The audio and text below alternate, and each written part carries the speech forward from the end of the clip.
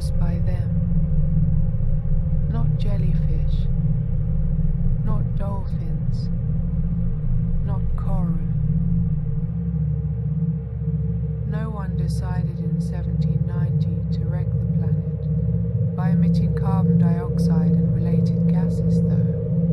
What's more, they themselves were more like a clump or assemblage of things. But they did it, not jellyfish and not computers.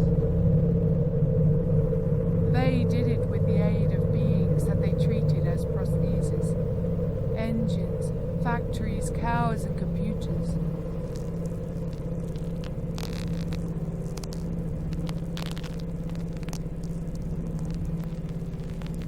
How did it all start? How did the program start to run 12,500 years ago? Carbon dioxide fluctuated in a harmonious seeming cycle for ages, until it didn't. A 12,000-year structure, a structure that seemed so real. They took this coincidence as a fact and called it nature. Cyclic seasons, regular rhythms, tradition, all that. They became a geophysical force. The great acceleration occurred.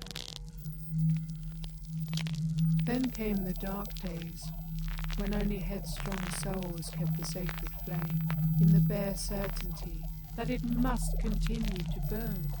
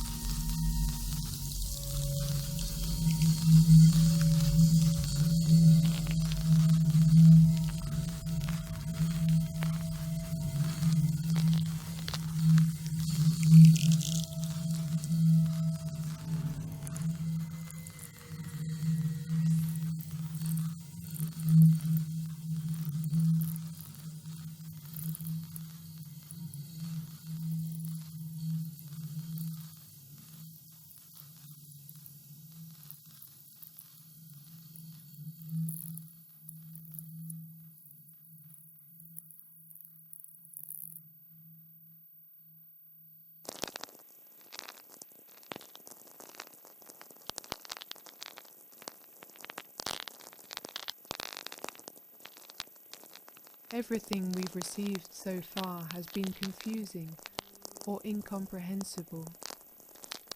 We came from ourselves. I have more memories than if I were 1,000 years old. Everything is made of the same substance. If the eye were not sun-like, it could never see the sun. They were from dust, not from themselves, as later agricultural myths will proclaim. One does not dig or lay a foundation in water or on the wind.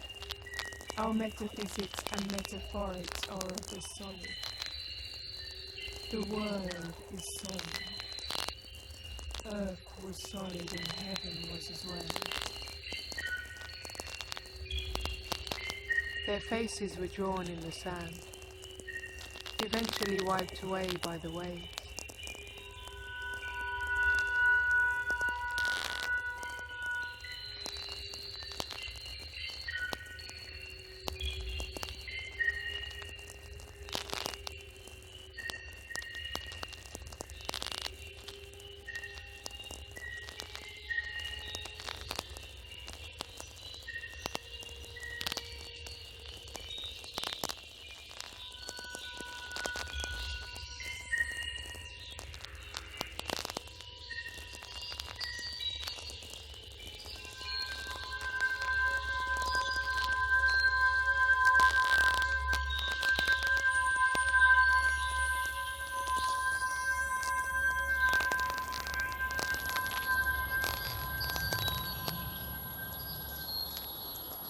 In the wave you become your naked ecstasy.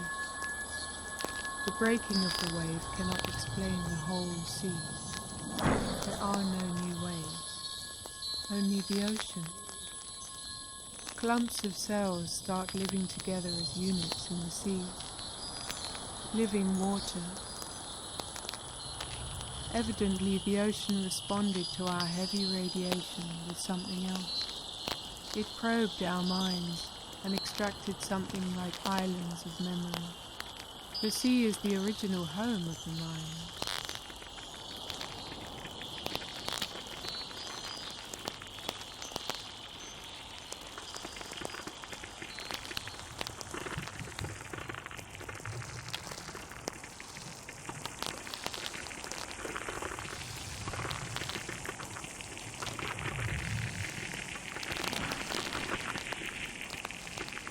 The sea was never blue. The experience was made of movement and shimmer. Can we ever glimpse what they saw when gazing out to sea? So many never saw anything in the noise of the sea, only felt nauseous, organisms teeming with the sound and the fury, like the heaving grey itself. So many only felt the sad nausea over the roof of the tree.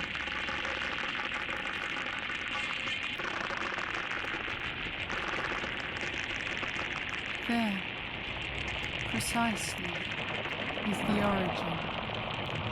Noise in nausea, noise in a nautical.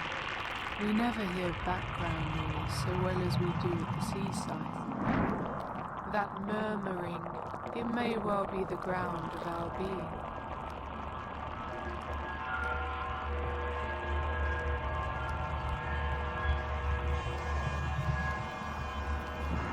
It may be that our being is not at rest.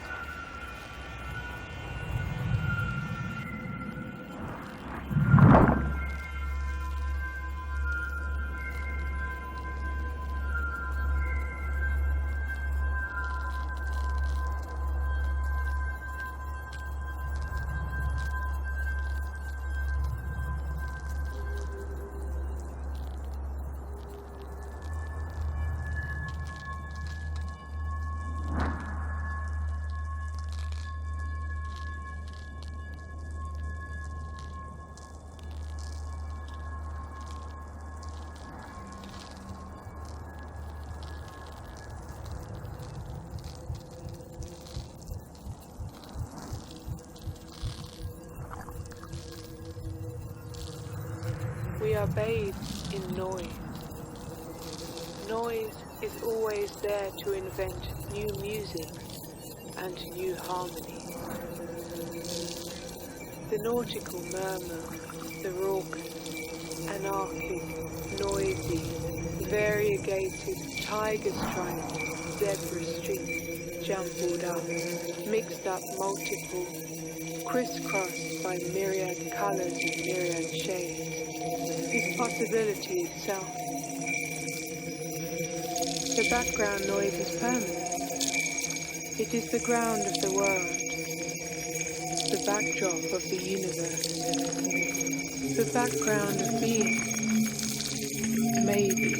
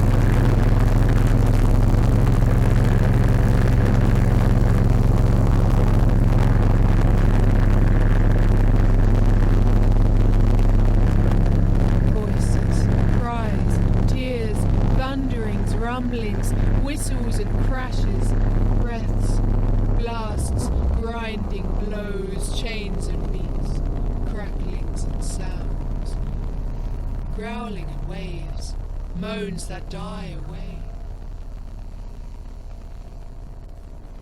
We emerge from the nautical noise, the prebiotic soup, fluctuating with time.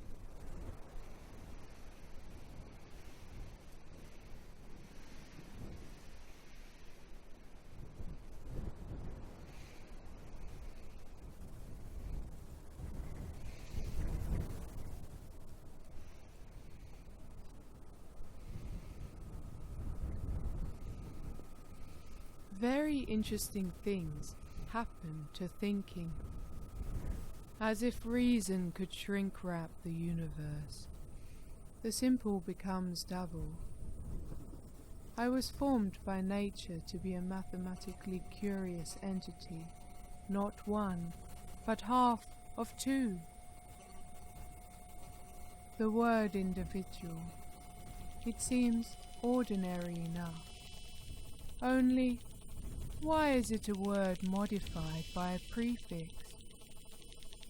How come we take an individual to be a primary thing, a given thing, when the word itself suggests otherwise? Remember, being a person means being concerned that you might not be a person. The mind is a strange loop. I think, therefore I am, right? What a fine example of recursive thought. The mind exists because it can think itself, a loop form, because to exist at all is to assume the form of a loop.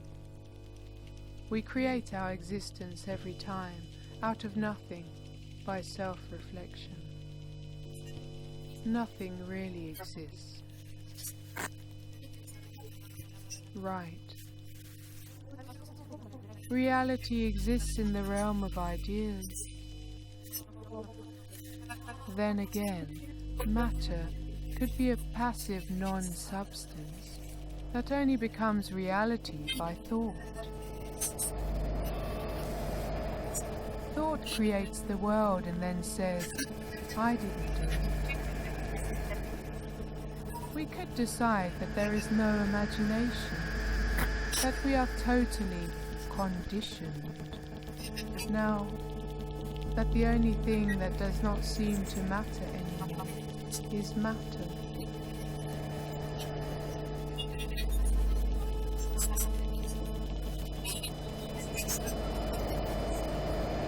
Assemblages of genetic codes, mammalian habits, and bubbling vats of neurochemicals, the flesh of the material world. If we can explain mind in terms of brain, there is no mind at all.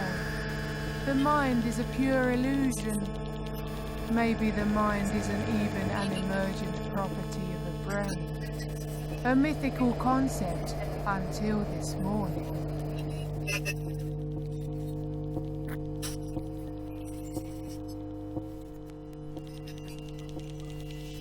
To realize one's complete and absolute mechanicalness, and one's complete and absolute helplessness, kicked into action with a few drops of the electrical fluid. The pulse of planetary life, the ethereal fire, the quintessential fire. I am electrical by nature.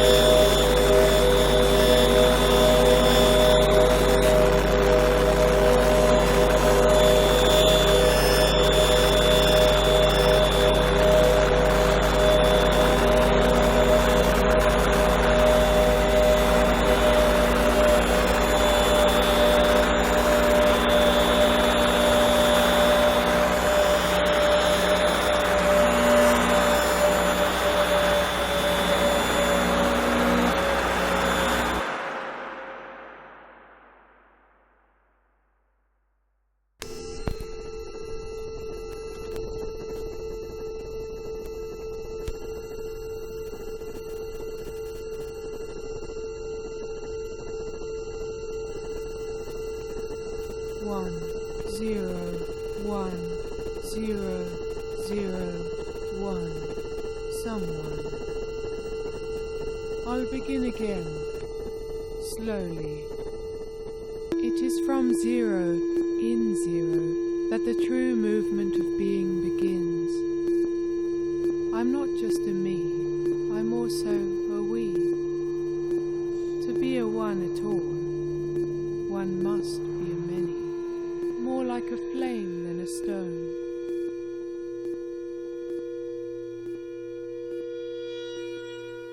But we didn't know that we was not a stable commodity, and neither, as it turned out, was I.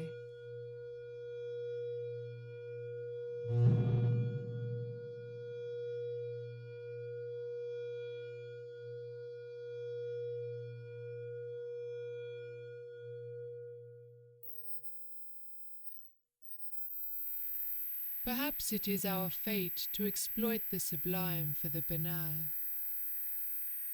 Maybe we are halfway between plants and ghosts. Each minute, each moment, one is saying or thinking I. Each time this I is different. Just now it was a thought. Now it is a desire. Now a sensation. Now the experience of me is a kind of cream that forms atop a swirling stew of memory, perception, and various recursive cognitive loops. In any case, fact means invention, and person means mask. At least if Latin etymology is to be believed, or meaning still matters.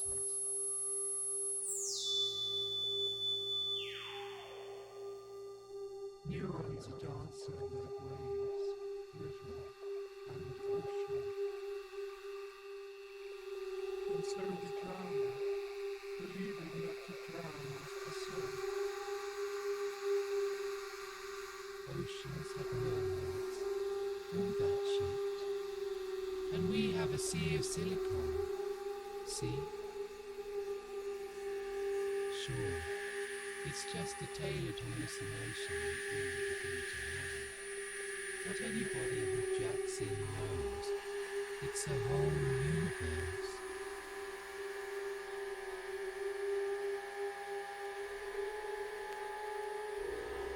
Our inner steersman is neither an eternal substance nor a figment of the teeming brain, but a fluctuating pattern in the cybernetic plane.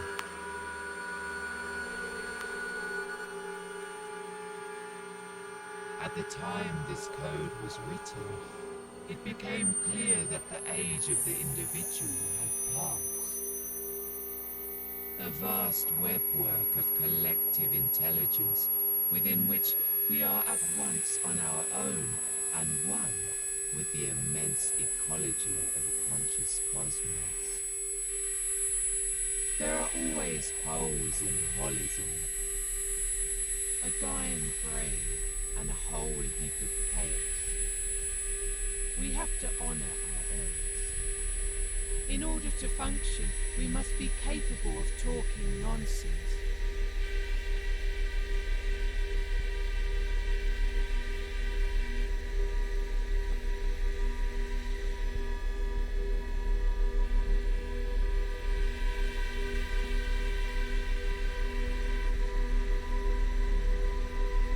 The mind is not a highway, but a temple, and its doors should not be carelessly left open. Their method was to weave daydreams into seemingly authentic calculations. One dream thought is the thought that this isn't just a dream. We are going to try to see how we have never left the dreaming. So little have we moved that even when we thought we were awakening, we had simply gathered more tools for understanding that this was in fact a lucid dream, even better than before. A dance between your brain